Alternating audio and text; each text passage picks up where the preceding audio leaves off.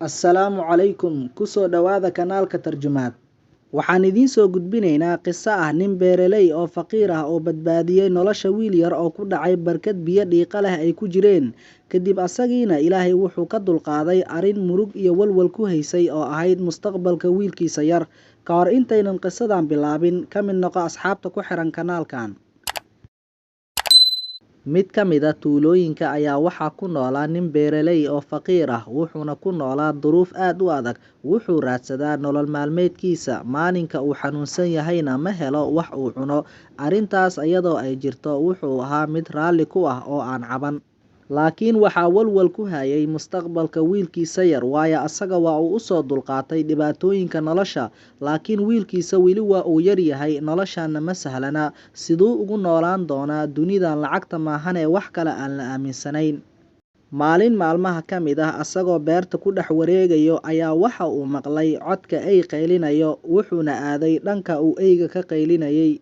Wuxuuna arkay wiil yar oo ku dhex dhacay barkad biyo dhiiqa leh ay ku jireen, kuna qaylinayo cod aan la maqli karin cabsi darteed. Isla markiiba barkadii ayuu isku tuuray asagoo dharkiisa wata, wiilkii ayuuna soo badbaadiyay. Kadib gurigiisa ayuu ku soo laabtay asagoo faraxsan.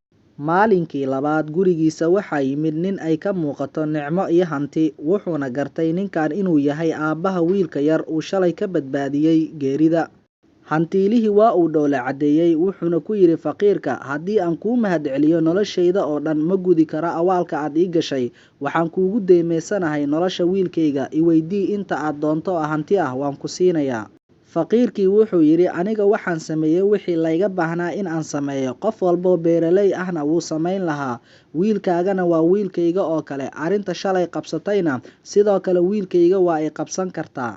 Hantiilihii wuxuu yidhi, waa yahay, maadaama aad u aragtay wiilkayga inuu wiilkaaga oo kale yahay, haddaba wiilkaaga waxbarashadiisa aniga ayaa mas-uul ka ah ilaa uu ka noqdo qof waxbartay oo anfaca dadkiisa iyo dalkiisa.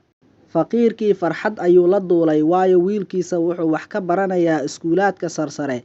Dhab ahaantiina wuxuu wax ka bartay iskuulaadka ugu khatarsan, marba marxalad ayuuna kasoo gudbayay ilaa markii dambe uu noqday dhakhtar.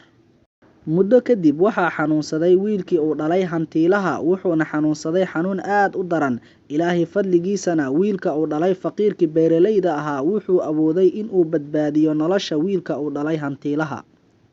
Faqiirkii beeraleyda ahaa ayaa hadda ka hor badbaadiyay nolosha wiilkan, haddana maanta wiilkiisa ayaa mar kale badbaadiyay.